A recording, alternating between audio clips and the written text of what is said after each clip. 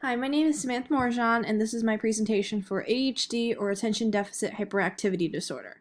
The reason I picked this disorder is because my boyfriend has ADHD, and I feel like by researching it, it would give me better insight into what he goes through each day, and also would just give me more insight on ADHD itself. So first I'll be going over the DSM-5 diagnosis of ADHD. So attention deficit hyperactivity disorder, or ADHD as it is called shortened. It is a neurodevelopmental disorder that happens when a persistent pattern of inattention and or hyperactivity impulsivity that interferes with functioning of development occurs. So in order to diagnose ADHD, an individual has to have at least 6 or more symptoms in regards to inattention and or hyperactivity and impulsivity, and these symptoms need to last for at least 6 months or more. They also can't be accounted for by a different disorder such as anxiety disorder or mood disorder or depression, and they can't occur exclusively during a psychotic disorder. So if someone who was diagnosed with schizophrenia, say, began to be very inattentive or impulsive, that wouldn't be categorized as ADHD because it could be the schizophrenia causing them to act this way. With ADHD, there are 3 different subtypes of ADHD. There's predominantly inattentive, predominantly hyperactive / impulsive, and then there's combined, which is pretty much just all of the symptoms of the first 2. So these are the symptoms of ADHD. So I have them categorized into their subtypes. For the predominantly inattentive subtype of ADHD, this is where obviously they're very, like it says, inattentive and they lack any attention. So for an individual who would be predominantly inattentive, they display poor listening skills. They're easily sidetracked by unimportant stimuli, so they pretty much get very distracted very easily. They tend to be very forgetful, especially of daily routines, especially the ones like I said, they've been doing every single day. They have a very low attention span. They lack the ability to complete schoolwork only because they are unable to give their undevoted attention to it. They tend to avoid any homework or activities that require a lot of concentration, and especially in school or any place that requires a lot of focus on details. They fail to do that, and they tend to make thoughtless mistakes because they are unable to pay attention. So for the second subtype, there's predominantly hyperactive / impulsive. So there's hyperactive symptoms as well as impulsive symptoms. Some of these symptoms include squirming when they're seated, and they're fidgeting a lot. They're very restless. They lack the ability to play in very quiet activities or leisurely activities. They always have to be doing something or talking, moving. They're very incapable of staying seated, especially in a classroom setting. They're extremely talkative. They always are, spewing out whatever they want to say, even if there is a time where they have to be quiet. Some impulsive symptoms, they're very impatient. They have a difficult time waiting their own turn. They tend to interrupt or intrude into conversations, even if they're not involved in the conversation. And they tend to just blurt out their own thoughts before, they truly process what they were going to say, or they blurt out answers before a question is completed. For the combined subtype, and this is the most common type of ADHD, there are a lot of individuals who have ADHD who are not more inattentive or more hyperactive. They're very much a combined subtype. And with the combined subtype, the individual will show symptoms of the other 2 subtypes at the same time. They will meet both the inattentive and hyperactive / impulsive criteria. And again, all these symptoms have to be occurring for at least 6 months or more in order to be diagnosed with ADHD. So I'm going to talk about an ADHD case that obviously is a part of my real life. So this is my boyfriend Chase. He was diagnosed when he was around 5 to 7 years old, sometime around first grade. He was medicated for quite a while, I believe from probably around second to third grade, up until around his senior year of high school. And when I asked him about his symptoms, he did say, and I quote, "Everyone's symptoms are a little different, but mine mostly were extreme impulses to do any action or say anything that came to my head without thinking it through." And then I just wanted to continue. So I did ask him a couple questions just to see what his symptoms were and how it affected him. He does have the combined type of ADHD. He does not have a predominantly inattentive or predominantly hyperactive / impulsive. He is the combined subtype. So I did ask him how ADHD has affected his personal life. He said, and I quote, "It doesn't really affect me anymore because I've grown to handle it." He did say that when he was much younger, he was having a very hard time controlling his impulses. He would tend to just blurt out a lot of thoughts that came to his head, even if he wasn't done really processing what he was going to say. And because of this, he was getting into trouble a lot in school. Unfortunately, they didn't realize it was his ADHD, so they just called him a bad kid, and he would get in trouble with his teachers a lot and the principal, and unfortunately this is what happened. Because of his ADHD, he was unable to control himself. I asked how it affected his school life, and as I said earlier, it got him into trouble a lot. He also said he struggled to retain any information due to ADHD. He said his classes were very hard for him because even though the teacher would be focusing on one lesson, he had a very hard time paying attention to the lesson because of very small distractions or even just, daydreaming about other thoughts. He said that he recalls that his teacher would treat him like he was quote-unquote stupid because of it. And again, this was because the teachers did not realize he had ADHD and just attributed this to him being quote-unquote stupid, or just very, very, so just being a bad kid. So as you guys recall, he did stop taking his medications. So when I asked why did he stop? He said, and I quote, "I didn't like not being in control of my own body. I learned to control my ADHD without any help." He does tell me that in order to control it, he started drinking 1 cup of coffee in the morning, and throughout the day he will drink more coffee. And he said that tends to help him control his ADHD. He still gets a few symptoms here and there. He is very forgetful, and he tends to lose his focus very, very fast, especially with small or, very minor things. And when he's watching TV, per se, he'll lose focus very fast if he's really not, giving his full attention, or I should say full focus on it. Within like a couple seconds, he could very easily lose his attention on the TV show. I did ask if he would ever consider, being medicated again, and he said he wouldn't. He did say the symptoms with medication felt like he was very drugged up all the time. He felt like he wasn't himself. He did say it did control his ADHD. He wasn't as impulsive or inattentive. He was a lot better with the medication. However, he did not like how it made him feel, so he began to learn how to deal with it on his own. I did also ask, what is one stereotype of ADHD you dislike? He did say, quote unquote, and I quote, I'm sorry, "People often doubt those with ADHD. They believe they aren't as smart or that they get distracted doing everything. The truth is that when we're medicated and or have the ability to focus, we're just normal people who can do everything anyone else can do." He made it a point to stress that even though those with ADHD, sometimes do act on impulse, they can't control it, but that doesn't make them any different than anyone else.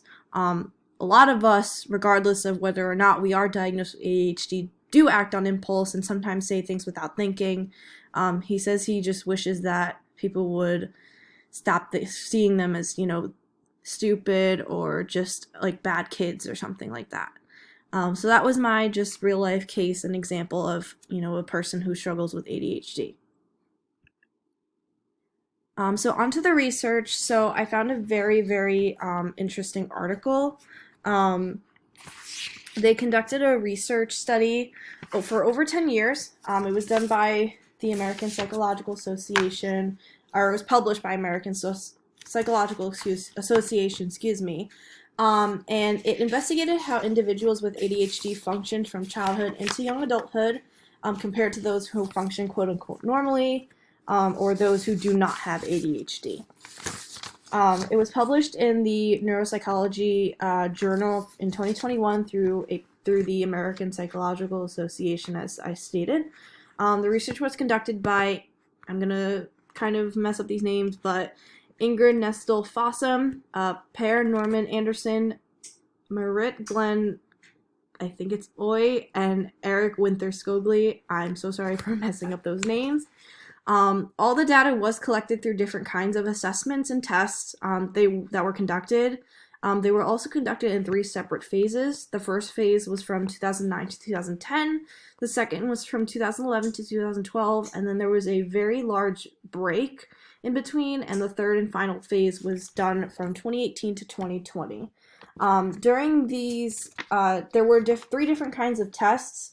There were a bunch of numbers, and so I'm just going to basically describe the test. But pretty much the first test was they would give the individuals who were diagnosed with ADHD, as well as those who function quote-unquote normally. They gave them a random assortment of numbers and letters, and they would pretty much have them repeat them back to them. And however many letters you got correct, that would be your score. The higher the score, obviously, the better you did. The second test was a color test. So pretty much they would show you, say, the color red or the word red, but instead of it being in, the color red, it would be in the color blue. So it would be the word red, but the text color would be blue. So your goal is to say the color that it is, not what the actual word is. So if it was red but the color was blue, then you would say blue, and so on and so forth.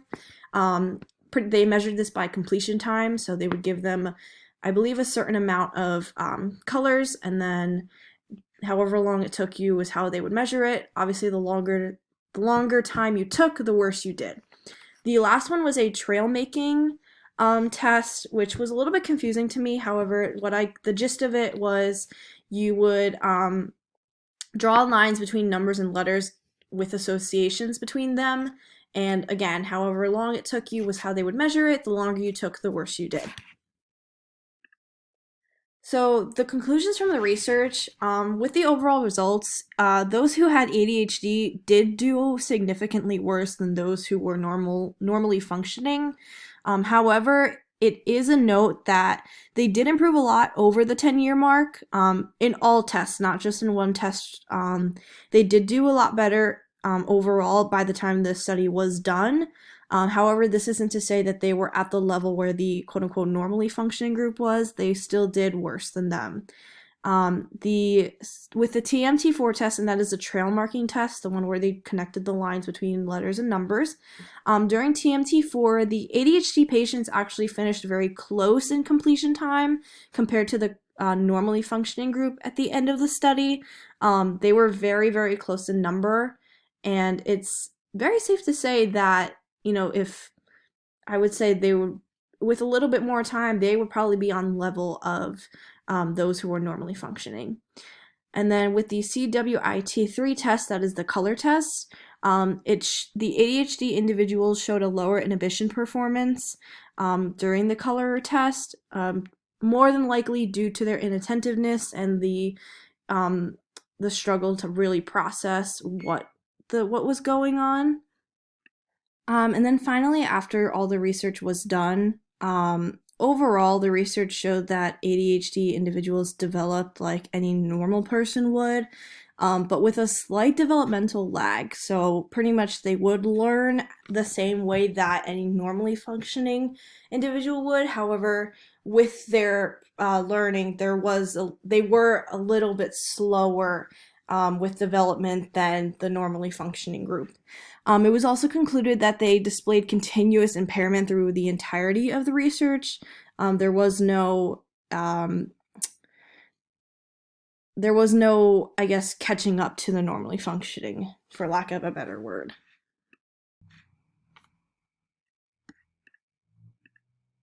So moving on to the opinions on the research. Overall, I really think that the study was a great way to measure the difference between the development and the mental processes of those who normally function as well as those who are diagnosed with ADHD, because it's really hard to measure, what they are doing, what they're processing, or excuse me, how they're processing thoughts, and stuff like that, especially because compared to each school system, we could go off, say, school tests or anything like that. However, with each school system, it is hard, and a student's score may not be affected by ADHD. It more than likely is, but it could also be a different number of factors. So I feel like the tests that they ran with this specific study were a better way of measurement, rather than, following them into their schoolwork or homework or anything like that.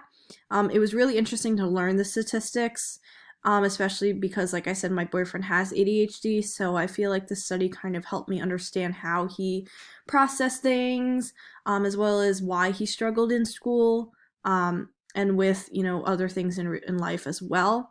However, with the research, I do have a couple of critiques or things I would have wanted to change or would have changed if, there were a second redoing of this. The study mentioned that they didn't use medicated ADHD individuals, they just used those who were unmedicated.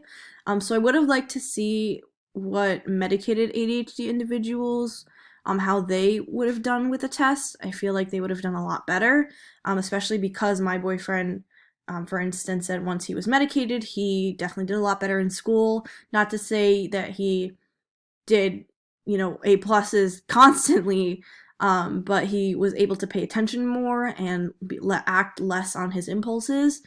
So I would have liked to see the medicated side of it. They also mentioned that they had a lot of participants drop out after the first phase and the second phase.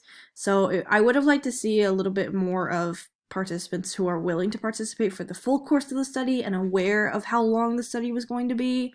I kind of wish that if they did drop out, they hadn't included it into the research. I kind of wonder if that may have skewed the numbers a little bit. I also would have liked to see it kept to a smaller time frame. And what I mean is not a 10-year study. I understand why they did the 10-year study. It was to get a larger group and a larger, amount of data. However, especially between phase 2 and 3, there was a very large gap. I believe it was 6 years was the gap between it. And the only reason I say that is because over time, ADHD may not have as big of an effect as it would when a patient is younger. Typically, when they get older, they learn how to control their impulses. Case in point, my boyfriend, he now is not medicated and knows how to control his ADHD impulses. So I would have liked to see a little bit of a smaller time frame, perhaps from the time they're diagnosed, which is usually around the age of like when my boyfriend was diagnosed, around the age of 4 to 7, possibly to maybe when they're about 10, 5 years max. Feel like would have been a little bit easier for the research, and a little bit more consistent. And not really a critique, but I would like to see a future study into those who are adults with ADHD, because like I stated, and like the research stated, as the individuals get older, the ADHD symptoms don't necessarily go away, but they don't have as big of an effect as they usually do on the patient, unless it's a very, very severe form of ADHD. The individual typically learns how to control their ADHD and how to overcome these symptoms. So I would like to see what they would, do if, as an adult, how they would do within the tests, and if they would do any better than the kids would have done. But other than that, that was my presentation on ADHD. Sorry, I just drew a blank.